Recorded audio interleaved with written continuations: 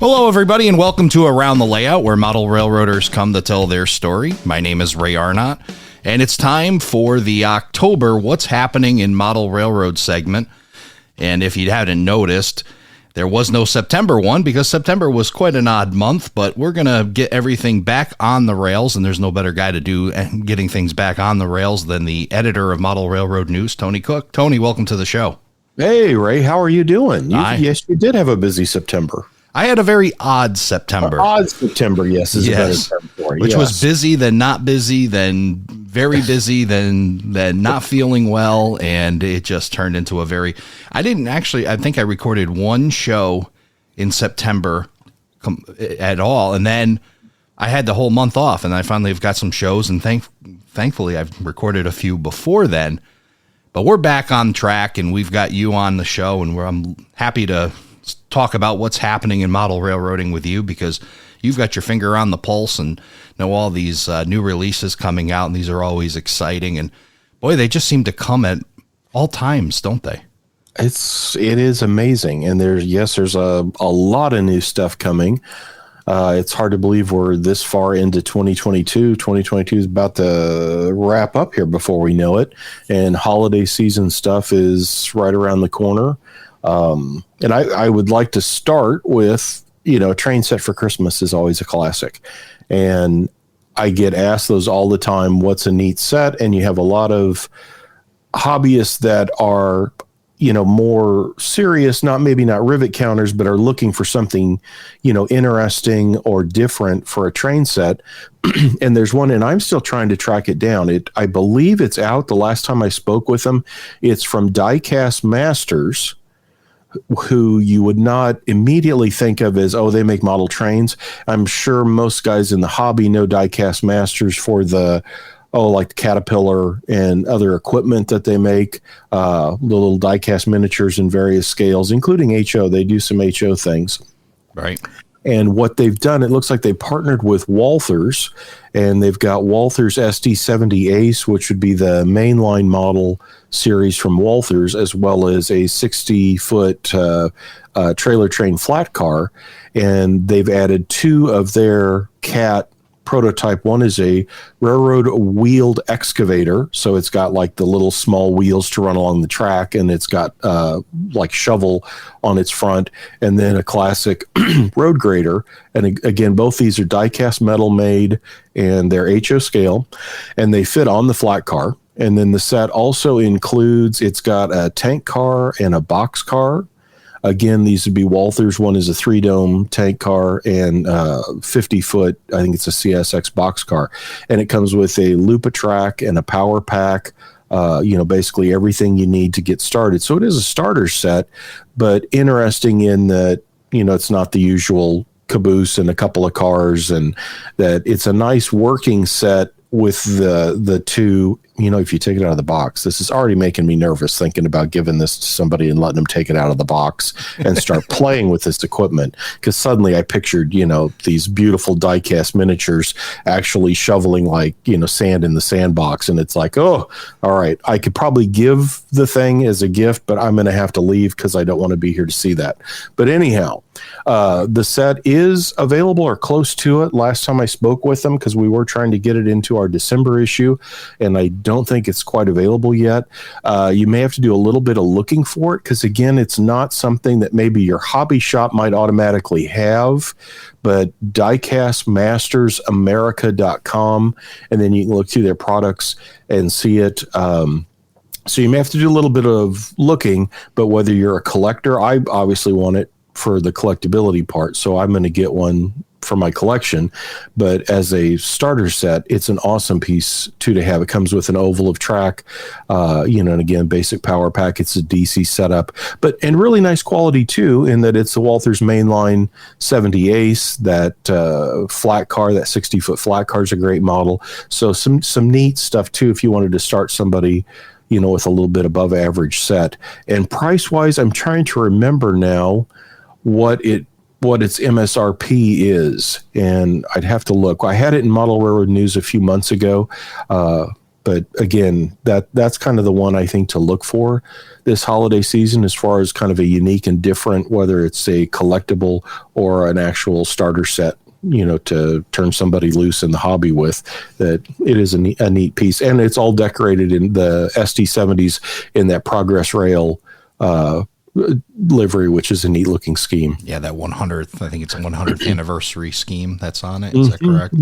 Yes, and I'm not sure if there is a new group of Walthers 70 Aces that are out, and they announced another group, but I'm thinking that 100th anniversary decoration, it might be at least at this point exclusive to that set, which again makes it another, I got to have that. Yeah, so collectible and gray starter set. And I'll say on this, it's so important when you were talking about starter sets, even in general, just how important it is if you're getting somebody into the hobby as a kid, getting something decent that's not going to overly frustrate them, because that could turn somebody off so quickly to this great hobby. It's important to make sure that you get a good starter set for them, so that it runs right and they're going to have enjoyment instead of a whole load of frustration. Exactly. And that's what's so good on this set. You've got the, knuckle couplers, metal wheels, that mainline, the drive in that 70 Ace is a proto level drive.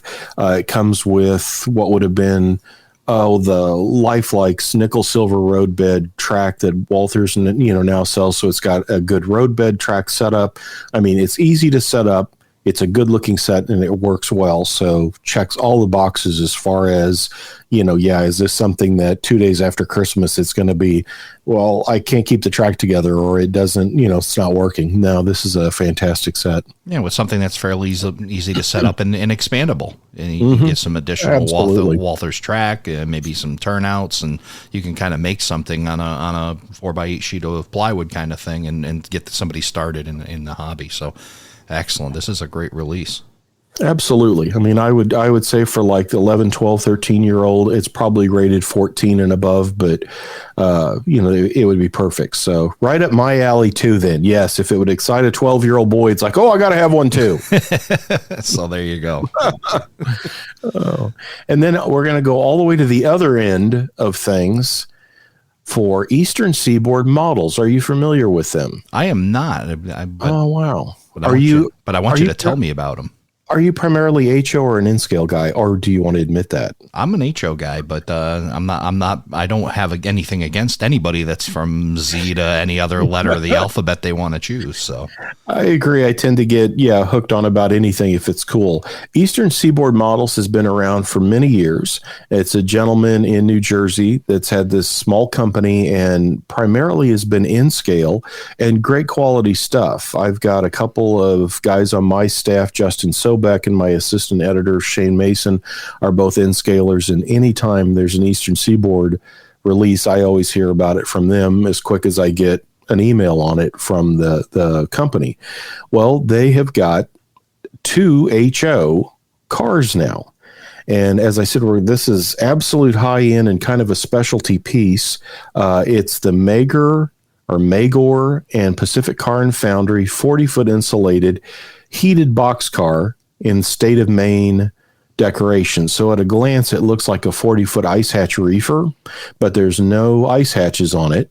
These were built in the early 50s, and they're insulated, heated plug door boxcars to keep potatoes from freezing during transit. Okay. So heated potato cars. New Haven, Bangor, and Aroostook are the 2 road names, and they're in that super famous red, white, and blue band with State of Maine products. And then in the white band, you'll see the Bangor and Aroostook or New Haven. As I say, there's no ice hatches on the top. You can see the heating unit is mounted from the underframe as it was on the prototype and kind of hangs there. And that was a thing to keep the insides from freezing. This is a limited product. And I know I've already heard a few people grumble at do you know what its suggested retail price is? I don't know. $84.50. I'm sure. Let's talk about value. So what Yes. what do we get Exactly. for? Yeah. So. I mean, exactly. So, I mean, there's a bit of that sticker shock to it. And, I understand it is, this again is a specialty piece. I mean, to look at it at a glance, you're like, okay, it's a 40-foot boxcar. And again, you can knee jerk at the price, but this is a very unique car, something that otherwise would have never been made. It is plastic, so it is in league with high-end plastic releases, and I think they're going to be fairly limited. So certainly, if you're a collector, you'll want to seek one of these out. I mean, I'm sure he'll run them again, but to have one from the first release, would be something to have. It has Intermountain 50-ton trucks. Comes with Katie whisker couplers, has a lot of detail on it, as you would expect, including like those nice high-tech flexible train line hoses, see-through running boards, separate ladders. I mean, it is an excellent, excellent car. And, while it is a little pricey, as I say, this is kind of a specialty piece. So, if you're just looking for a 40-foot plug door boxcar, well, you can go all the way down to, like an Atlas Trainman makes one, but it's not the same car, that this is something different. So it's interesting to see this come out, both because of what the prototype is.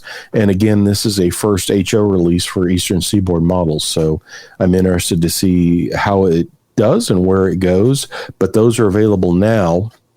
And you can find him online. It's ESMC, so Eastern Seaboard Models Company, ESMC.com. And then you can look through products and you can see all of his N-scale things. And then in HO, there are these two cars. We've got a review coming up in December's Model Railroad News for it. And Harry Wong over at Railroad Model Craftsman will be reviewing it as well. So you'll get to see some more in-depth information on it, both the prototype and the model. And I'll have some things up on Model Railroad News' website to kind of show the car off. And again, it would be one to look for. They come in red and white, window display, cardboard boxes.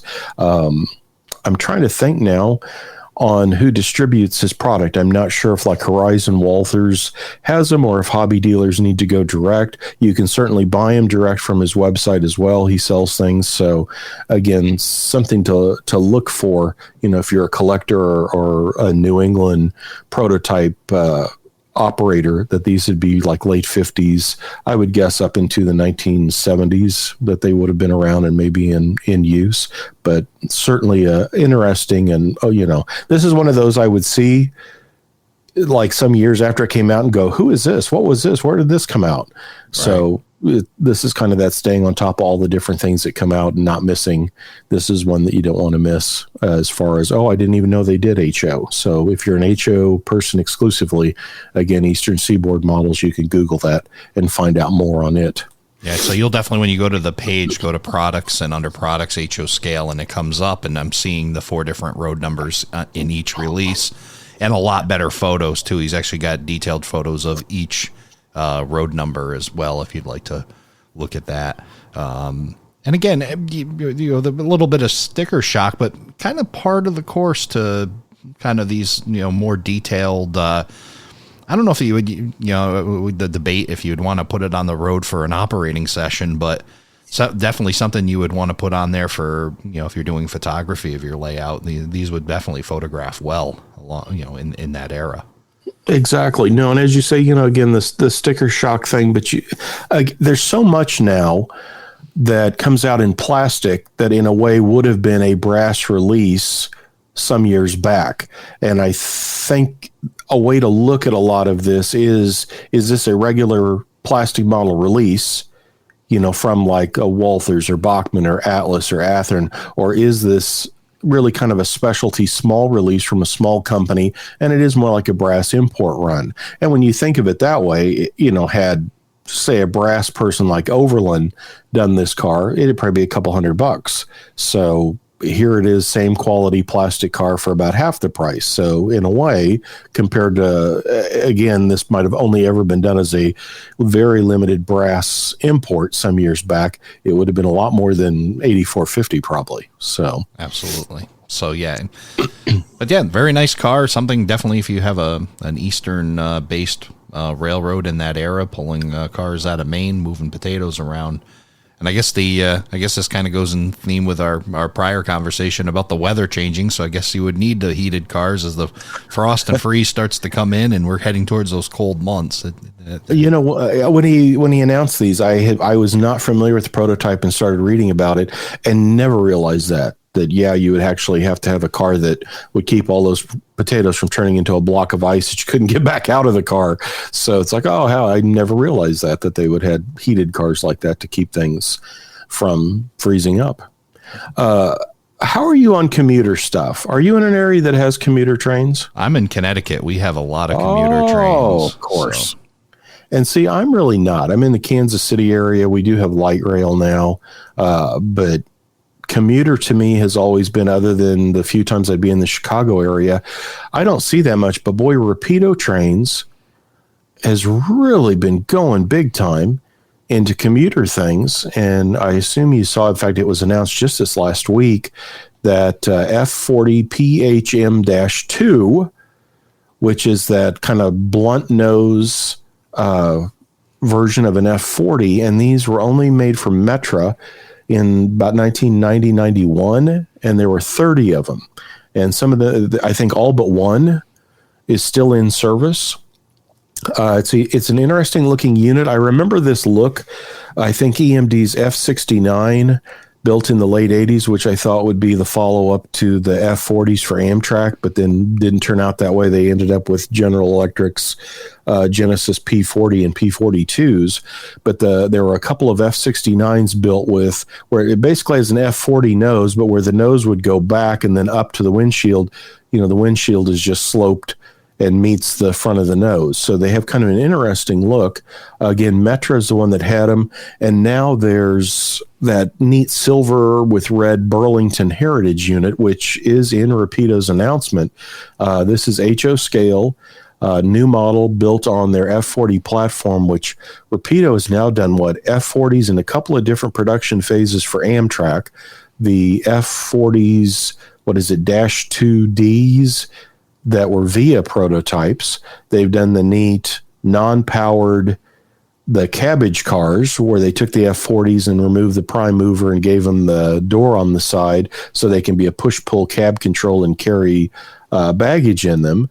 And there's commuter cars coming for these too. There's going to be bi-level cars that are correct for the Metra trains as well. So boy, if you're a commuter person, there's all kinds of stuff. And they just delivered the F59 and their commuter cars that are for like Go and Metrolink out in California have come out too, which is another kind of in the family of the F40s. So for so many years, as popular, as common as the F40 was, there really were not a lot of models of it beyond train set level releases.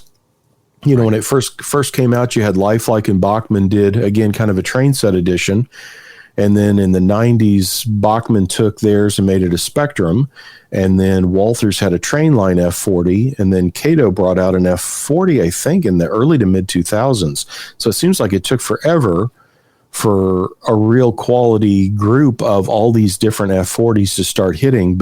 And it's basically, it's all Rapido has basically taken on the F40 and is answering every request. And it's amazing to see all of these different models that, again, you would not have expected to come out. The Metra will be in that blue with the red top and the red and white stripes on its nose in several numbers, including a couple with Operation Lifesaver. And then the newer Metra scheme they call it the fade scheme, and it has orange and red bands that come down the back over the radiator fans to the nose that separate a blue that fades kind of to a silvery gray towards the front. They'll do those. And then, as I say, that one Burlington, I think it's 211 is its number. That's correct. That's dressed as a Zephyr type looking, with the red bands on its nose and Burlington on the side. So certainly for those interested in commuter stuff, there's that and commuter cars to look for. And Rapido, I don't think those guys ever sleep. Anytime I talk to any of them, that's always my first question is, are you getting any sleep? Because boy, you guys are, the other stuff they announced this week is that neat Santa Fe 50-foot reefer is coming to N-Scale. more hopper cars. I think they've delivered those new modern rapid discharge hoppers are out, and I've not seen those yet. That SP box car, that's also that Amtrak box car that was in HO, the N scale of those are out. The first run of E units is available. In fact, I've not even opened it's still sitting in its cardboard box. The Amtrak Day One in the wooden case, I've got to open it up and do photography on it. The Alco PAs are out, which you saw on the cover of Model Railroad News, that neat 1947 Freedom Train model is the first of the PAs that we're reviewing, and we've got more coming. I mean, I'm blown away with the amount of product that Rapido both announces and continues delivering. I mean, again, as I say, I don't think those guys ever sleep. I think the busier they are, the busier you're going to be trying to keep up with all their releases. That's for sure. It is. No, it is incredible. And the N scale, there's a new F40 VIA unit that's out. That's our December cover, and there's a couple of versions of it. So again, there's so much that, yeah, wow. Rapido all of its own could almost have a monthly magazine at this point, the way they're doing new products. That such neat stuff. And those guys really, they have such fun. They just went to the Illinois Railway Museum in Northern Illinois for an open house at the beginning of October. It's fun, all the stuff they get to. They announced that BART commuter train, which I don't know if we mentioned on our last show or not, but the San Francisco BART commuter train is another one, and they were out on the West Coast in California for its announcement. So these guys are serious rail fans, model railroaders, and it really shows in the fun stuff they've been doing. Well, I don't know if you noticed this, Tony, but there is rapid in Rapido, and it sounds like they're coming out with stuff in a rapid pace. Rapid. Yeah, it is amazing. And speaking of the West Coast, about this time of year, we always get the new name train from Walthers. And every year I'm always I would tell you the two that I'm always hoping for, and I'm always disappointed. I would love to see Wabash's Bluebird, their dome train from the, I think, early 50s, and Rio Grande's Prospector, which was the overnight from Denver to Salt Lake. And it was the smooth side cars that were aspen gold and silver, not like the California Zephyr stainless steel. And I always am hoping for those two trains. But this year's is not a disappointment in any stretch. They're doing the later era City of San Francisco, which is the combined, by this time, Milwaukee Road in 1955 took over for Chicago Northwestern, carrying the eastern leg of UP's West Coast train. So Chicago to Omaha was on the Milwaukee. Then UP took the train to Ogden, handed off to Southern Pacific, that took it on to Oakland, San Francisco. Okay. And this version of the train, as I say, they're calling it 1955 and later. And the Alco PAs that have just done a couple of rounds as mainline units are returning as proto units this time, and will have the snowplow pilots as SP did to the PAs, and lots of other details. They're doing daylight scheme as well as bloody nose versions of the PAPBs. For E units, the E9s, which were new at the time in the mid 50s, in Union Pacific and Milwaukee Road. And of course, the Milwaukee's, they adopted the armor yellow scheme for both passenger cars and passenger diesels. So again, these will be armor yellow with the Milwaukee logo on the side. And the passenger cars in the set, I think there's 14 cars, 4 of which are new tooling, one being a blunt end. It's not really an observation car, but it's a sleeper on the end that has, kind of the flat-ended facade with the City of San Francisco drumhead on it is one of the new cars. And again, all the equipment for this set is a mix of some of the Milwaukee with the round portholes, which they've done in that one Milwaukee set a couple years ago, then other more typical like UP and SP prototypes, again, all decorated in armor yellow with various names of Southern Pacific or Milwaukee Road, as well as UP up in the letterboards. As they always do too, there's a deluxe set that will come with prizer figures installed as well as factory lighting. And the cars come either way. You can buy the cars individually with the factory lighting or non-lighting, and they sell the light kits separate. But boy, the that prizer set, and they've done that for several years now, would be so awesome to get and have them, with all the figures, the painted figures already installed in the cars. So all of that's out at walthers.com, and you can go to their name train section and see the locomotives, and all the equipment. There are a couple other things they list, like they have a structure listing, and they showed the one Union Pacific depot they did many years ago for Cornerstone. So there's some kind of extra or accessory type releases as well, and that's a whole section on their website for City of San Francisco. Yeah, it's pretty simple to get to. When you go to walthers.com right now, they have a banner ad right across the top, and if you fall on one of the others, just click the arrow and you will find the City of San Francisco ad right there. You can click right on it and get right to their offerings on this. Now, the name train is something new to me. I didn't, this was something that just wasn't on my radar. So this is really a neat thing, and I want to definitely go back and look at some of the other ones that they've done as well. So that's something I've been looking at for HO Collector to do, and because I'm trying to remember, I think the name trains. And again, this is how I end up with some of these HO Collector articles, is something like this gets announced, and then I think, they've been doing these for many years, but when did they start, and what trains have they done?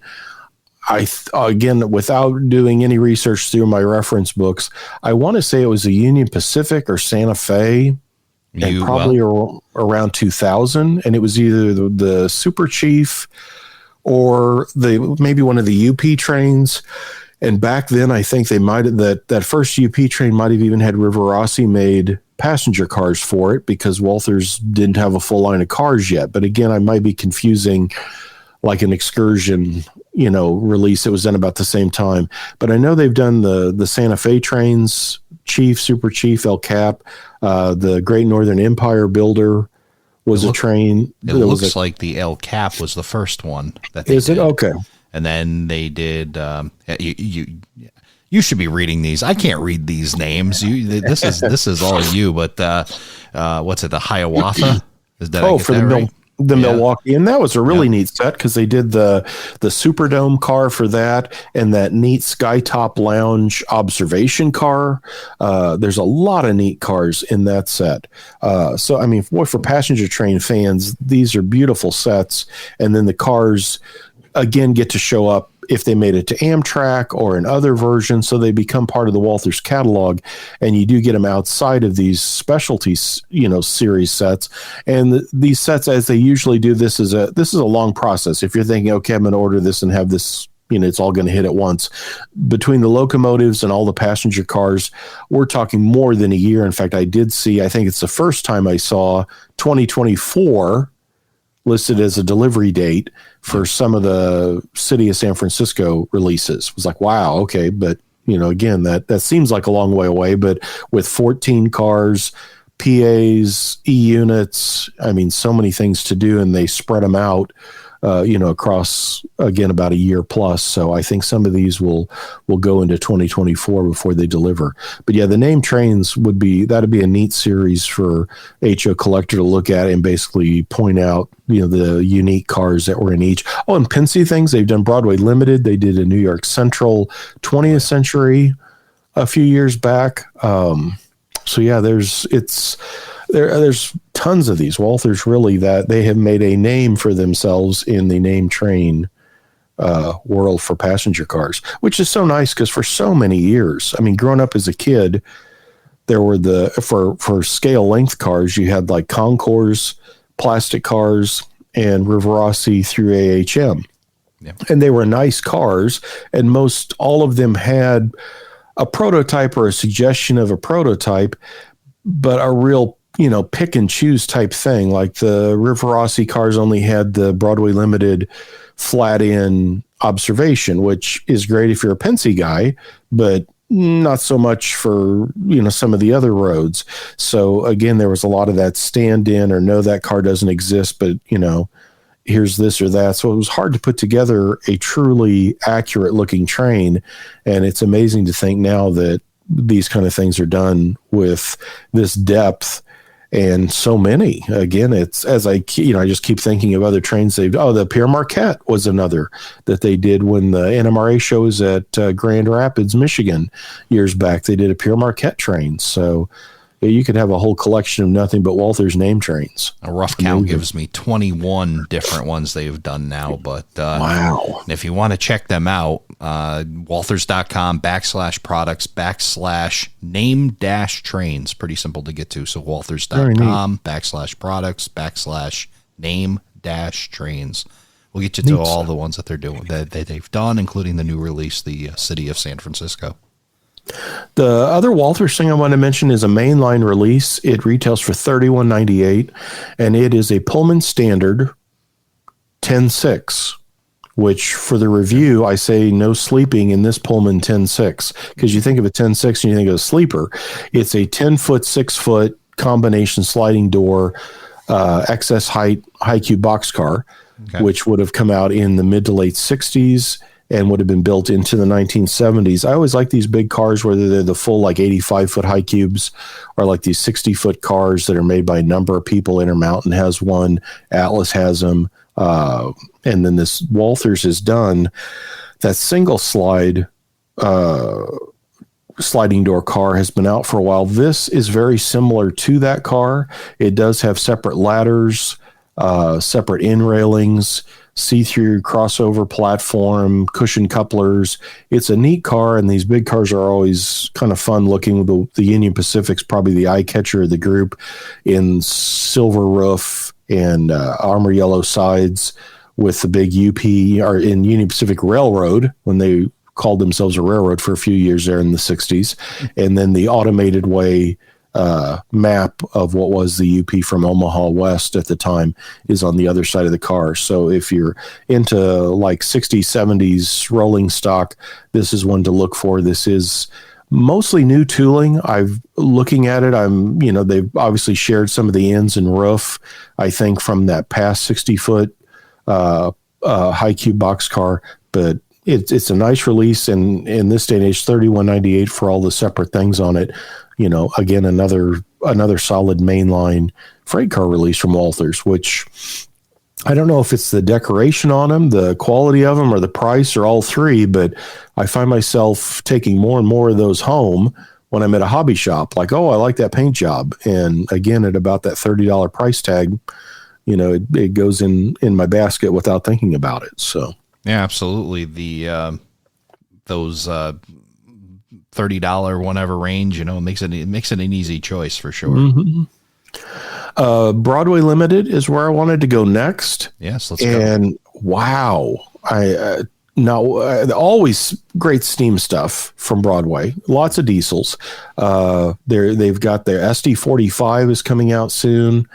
Another run of Jeep 20s is coming out. So that whole group of Paragon 4 diesels that they've been working on, there's more and more stuff there. But wow, two amazing steam locomotives, New York Central's Commodore Vanderbilt and Santa Fe's Blue Goose, are now available from Broadway Limited. I have not seen either. I have them on the way for review. The Blue Goose, of course, was a group of these are fairly late steam era. Santa Fe, it's that light blue steam locomotive. And then the Commodore Vanderbilt is a little bit older, and again was another attempt at streamlining or kind of putting a facade over steam locomotive. And boy, Broadway and the steam things they do always impresses me. They're always such neat looking models, and I think both of these will really be awesome. And on the Blue Goose, Broadway has the prototype. The Santa Fe only had them in the light blue, dark blue with like a silver or white band. They do those. And then Factory Direct Trains has, I think, black, so the more traditional steam looking Santa Fe letter. They have a what if of that. And then on the Commodore Vanderbilt, again, Broadway does the prototype, and Train World in New York has got a pacemaker, like gray, white, and red decorated version of it. So as far as if you're looking for some odd releases or collectible things, both Factory Direct and Train World out of New York have exclusives on the Blue Goose and the Commodore for this first run of kind of fantasy or what if paint schemes.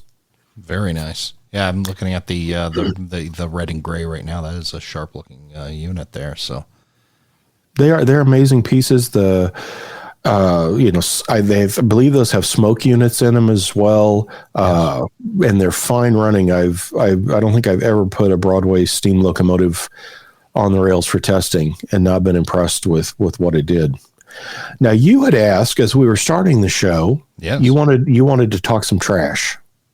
Yes. Right. Yeah. Let's talk some trash.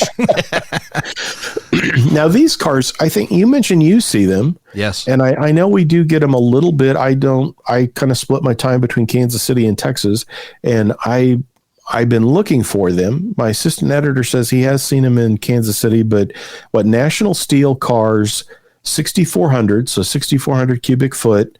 They look like a long, tall gondola, or if you remember like the bathtub coal hoppers, they look like a long version of it. Right. And I think they primarily are in service of carrying like scrap and trash and such. Correct.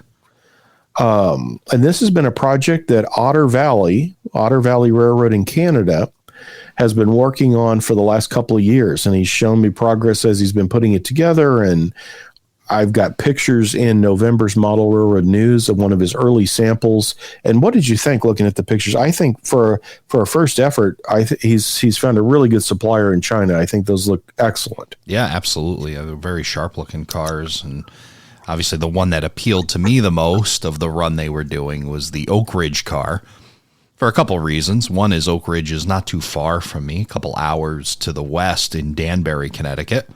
That's where the Oak Ridge is located. And if you see these throughout the globe, that's where Oak Ridge comes from.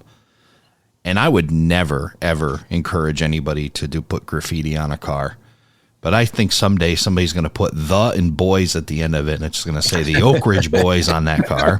Maybe I would model that thought, and maybe put Elvira on there as well. So, what a great song! Yeah. So.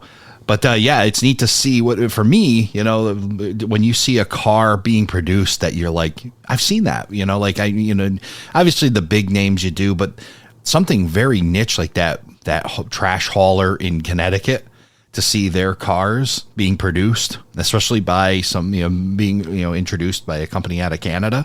That's super cool to see. It's very neat. And this will be a fully assembled, ready to run car. It, looking at the pictures and from, what he's shared with me, this essentially will be kind of a high-end, plastic car. It'll be excellent.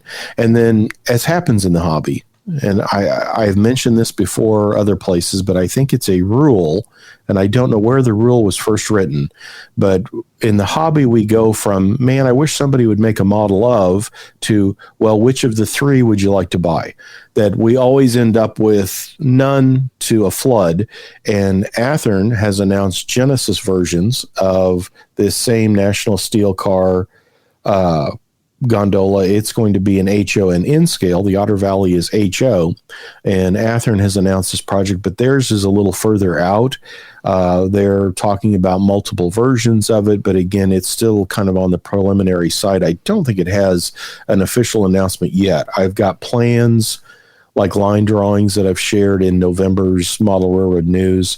And again, it'll be HON, Otter Valley's HO. The Otter Valley, I think, you'll be able to have that in your hands by the end of this year, whereas I believe the Athearn is probably at least, a year or more away. But again, a car that didn't exist for us, we now will have multiple quality versions of it.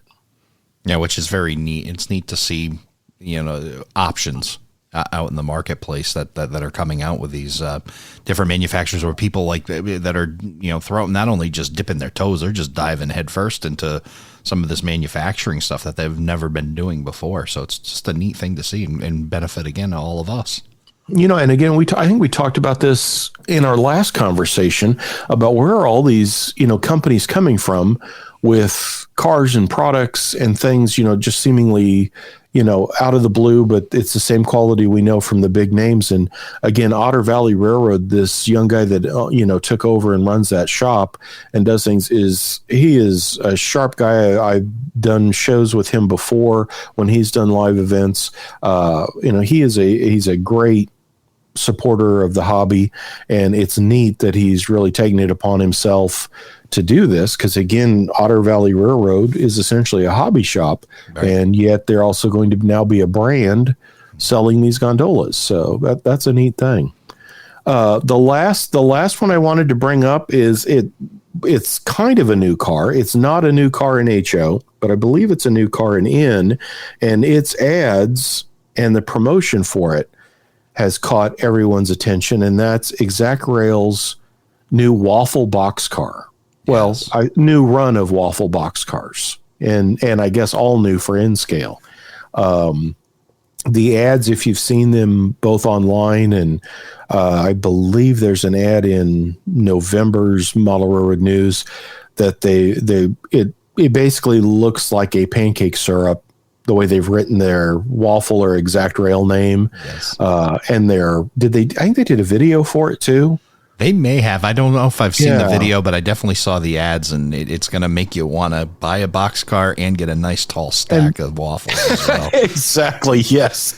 Yeah. They must have an in with Log Cabin or Eggo as well here. Maybe. Because it definitely, this is the 5277, so the 5277 cubic foot waffle side box cars, which the design for those came about, I believe, late 60s to early 70s, and the bumps we see on the outside are indentions on the inside for appliances or dividers to help keep like palleted or stacked cargo. Basically you could kind of imagine it like a beam or something sits into those notches to hold stuff from sliding around in the car, is my understanding of why they have the waffle side to them. And again, why a lot of times it's usually you only see it about halfway up the car, that again, that's enough to stay the cargo inside on the floor of the boxcar. They're very neat cars. The HO car, as you mentioned before we started, is one that, and I saw this the minute this went public on this announcement, 2 or 3 posters said, "Oh, thank goodness that I keep getting tempted to buy them on eBay for obnoxious amounts of money." And so, yes, they are. That does tend to happen to us when something doesn't get run for a few years. That it's like, wow, what are they asking for that? And they got it. My goodness, I didn't realize those were that hard to find. And so, the HO car is back with a new run. And the N-Scale car, I think it's its first time release. And the one thing I hear on both is the graffiti cars that they did. Did they do the one that looks like the Nintendo controller is the whole side of the car? Yes, they did that one as well. So, which again, I can't condone graffiti. That I think it for the most part is a scourge in modern railroading, like a whole train goes by that's covered in it. But boy, the logistics of taking a 50-foot boxcar and painting that whole Nintendo controller on the side of it, and it's in multicolors. I think it's like, white, gray, black, red. As you start thinking about this, it's like, wow, that's a little more than a rattle can and I'm spraying my initials on a car. I mean, that's crazy. But that's one of them. And I haven't really looked that close. A couple of my N-Scale guys have sent me pictures. We're going to have it in the December issue, but I haven't gotten to it yet. But definitely check those out. Those, again, ExactRail sells direct, and they sell through trainlife.com. And again, it's a neat car, typical 1970s looks for most of the decoration. But again, some of them are a little bit newer as well. Yeah, and they do... I actually have to, I don't know, I haven't seen one in a while, but boy, I was seeing them up till maybe about 1.5 or 2 years ago, still out on the rails, still in service. So yes, it's really neat to see that. And it's just a really neat, I'm very passionate about them, but I wouldn't hit the button on eBay and give anybody more than well over what it was worth. So I've been waiting for this release for some time, and for these to come back out, because it's just a really cool looking car, especially with Southern, and just a very simple slogan. Southern serves the South, and it's just a really neat looking car. See them banging around still quite a bit. So I'm looking forward to getting some more of those on my layout, and especially in that ExactRail quality. They've just done a really good job. When you can see the difference when some of these manufacturers do, like even the decaling and matching fonts, and they just get it. Yeah, there's some that get it close or very close, and then there's guys that just absolutely nail it. And for ExactRail, they've nailed it. They've done a really nice job with it. That is, yeah, I believe that's in maybe their Platinum series. And yeah, that's stunning stuff. I mean, really nicely done. Absolutely. So I know you've got a new puppy. I do. And you were struggling with some health things. Have you gotten any new trains lately, though? Do you have any new products to talk about? Do I? Let me think here. The wife isn't. I hope she isn't listening to this episode. I've actually been. I've been pretty good lately. Although I did pick up 2 of the Atlas Trainman GP38-2s in Providence and Worcester. Well, let's call it Heritage Scheme now, right? Because they're the Genesee and Wyoming Railroad, and we got Halloween coming around, and there's a lot of their locomotives that are now dressed for Halloween in all their candy corn outfits. But we do still have some heritage locomotives on our roster, and for myself, I try to keep I do have one in candy corn. I couldn't not get the Atlas PW 4007. That's the B40-8W, the wide cab -8 that they took right to the paint shop, and instead of putting it in heritage, they went right to the G&W colors on it. So I did get that because I wanted to have all 3 wide cabs. I'm very partial to those, the 4005, 6, and 7. So I have all 3 of those. The big project now has been speed matching. So I've been really just head down, not buying anything, but doing a lot of speed matching and setting things up. I did get turned on to Scale Sound Systems. For anybody who hasn't checked them out, I'm looking forward to hearing them in person, but rave reviews on their new drop-in speakers that they're doing. So the gentleman, I think his last name is Burke. I think it's JT Burke. Apologize if I didn't get that correct. He's got these drop-in speakers that he's been creating for a plethora of available locomotives. And he has a background as an audio engineer. So he's really fine-tuned these speakers, and the rave reviews I'm getting out of my good friend Don Iris out of Florida about these speakers, and he's definitely a guy for detail. Just a very great offering coming from him, and pretty affordable. $17 includes the housing, but the best part is you don't have to modify anything. You can just drop it right into the locomotive and get a very nice tuned sound. So if anybody out there listening, Scale Sound Systems, he's got a website. I think it's scalesoundsystems.com, but don't take my word for it. Google it and find it, because I don't have it right at hand. But looking forward to hearing those on those GP38s that are now on their way to Florida to have the rest of the install done, because I'm going to let the expert do the install for me. Very cool. Very cool. That's neat stuff. I have bought automobiles recently. Is probably my purchase of the last month or so. I was excited about. I got them from Masterbuilt Models, and they are PCX87. I thought they were Burkina, but I think it's PCX87. They're a European brand. And if you Google Masterbuilt Models, built is BILT, and it's a gentleman out of Texas that I buy a lot of vehicles from. These are the 1977 to 79 big Lincoln Continental Mark V land yachts, which, anything that gets about 10 miles to the gallon and has got shag carpet and an 8-track player and a hood ornament, you got me. And they did a group of these, and they're all in real Lincoln colors. There's like the Cartier edition gold. I think it was the Bill Blass edition, maybe, that was blue with the white. Or it's got blue sides and the rest of the car's white. Then they also did some kind of standard Lincoln, the silver, dark red, maroon. And these are plastic detailed, top of the line HO cars. So if you want a real snazzy car to drive around on your layout, and you're not worried about HO gas prices, which I don't know what the HO gas. And how much a gallon of HO gas wouldn't be that much gas anyway. So they would have to scale it down, but yeah, when you scale it down, I think I could afford to run these. But yeah, when I saw these coming out, I said to him, I need one of every color. And I don't think he believed me at first. Right. That he's like, what? Oh, but no, and it's Bob Johnson, and it's master built models, and master built again is one word, and built is BILT. But if you're looking for vehicles, this is a good place to go for. Oh yeah, I haven't been able to find those, but I got the whole group of, I think there's five different Mark Vs, and boy, they're beautiful. You know, I just reviewed the S scale, I think from Auto World in.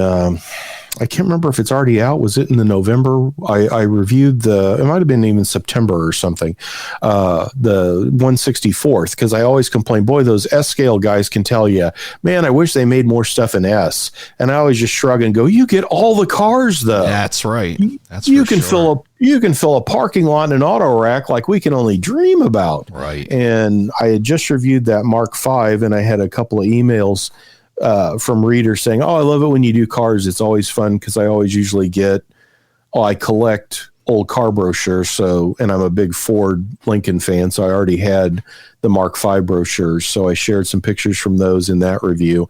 And as I reviewed it, I remember thinking, boy, I wish this was an HO. And I think I had a Neo resin model that was like $40 from a few years back. But again, it's like, no, I can't take that out of the box at that price.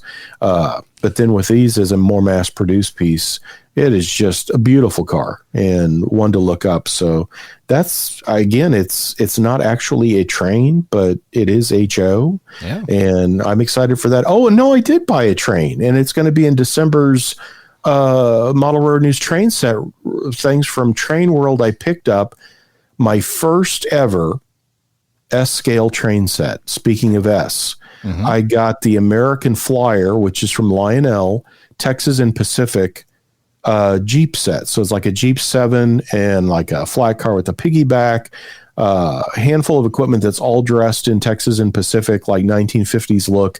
I've never had any of Lionel's American Flyer S, and I saw that set announced and thought it really looked neat, and picked it up. It's got the roadbed track and all that stuff. So I will be a first time setting up an S-scale train set will be one of the reviews in December. So if you've ever been curious, you'll get to see what comes in one and how you too could maybe do S-scale if you wanted, which it'd be a good set for like around a tree, I would think. You know, for a Christmas display, if you wanted to buy a set that you only got out, you know, once a year or something, I think it would have potential for that. Did you go in person to Train World, or did you order online? Oh, online, because, you know, as I say, I'm between Missouri and Texas is where I'm at. So, but yeah, I have never been, and that has got to be on my bucket list. And, you know, I don't think I'd tell Ken Jr. I would just come walking in to that store there in Linwood in New York, and, you know, ask him if he's got any Tyco that he could sell me. And that'd be great. See his jaw drop.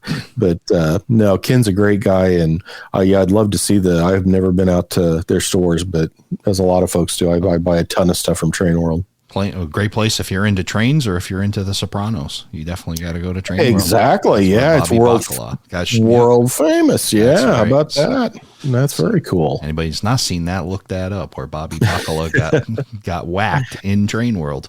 So that had to be cool. I mean, how awesome would that be and the show had been out for a while, I think, by then. So, I mean, it wasn't, you knew what it was. I mean, to have a big show like that show up at your business, that I don't, you know, I think I've mentioned that to Ken before, but I don't know if we've ever really talked about it, you know, what that was like, but that had to be a fun thing to do, I would bet. Which one was more cringeworthy, the guy getting whacked, or him falling on the trains and breaking them? Which was the worst? The trains for sure would be. I need a TV 14 or something where they list all the, you know, smoking, drug use. It'd be, and trains out of their box and broken. Out of their box might be cringeworthy for you. Yeah, that would definitely need a warning, and maybe even one, you know, before the scene comes up to remind you again that, you know, like what do they say on nightly news, that some of the scenes may be disturbing when they have to show something. So yeah, definitely. Yeah. Oh, well, Tony, it's been great catching up with you here as we went through the latest releases, and, you know, as we're heading into, I guess we would call this the start of Model Railroad season. You know what? People always say that, and I never, I never don't model railroad. Yeah. And it's not just doing the magazines. It's always, trains come out all year long, and my gosh, is there anything better than on a ridiculously hot day to be inside in the air conditioning, reading a good train book or playing with trains? So yeah, trains are a year round thing. Yeah. But I'm glad you're doing better. You sound great. I think you've overcome the Lyme disease stuff, which is terrible. That I would not wish that on anybody. And as I told you, this puppy, you're going to have to be patient. It's going to chew through every cable, and it's going to take socks and everything else. So, but it's a phase that will go away. I am more than hopeful. And so long as I keep them out of the Around the Layout studio, we all should be good to go. And I appreciate the kind words. I'm feeling a heck of a lot better, and glad to be having you on. We'll get you back on here again. Because the releases, like you said, just keep coming. So we're going to have plenty of content to keep this thing going. So again, Tony, thanks for being on the show. Thanks a lot, Ray. Have a good one. Thank you for joining us for this episode of Around the Layout. You'll find more about today's show on our Facebook page, facebook.com/Around the Layout. Learn more about the show and check out past and future episodes on our website, aroundthelayout.com. And send us your feedback. We'd love to hear from you. aroundthelayout@gmail.com. Thanks again for hanging out with us. Around the Layout.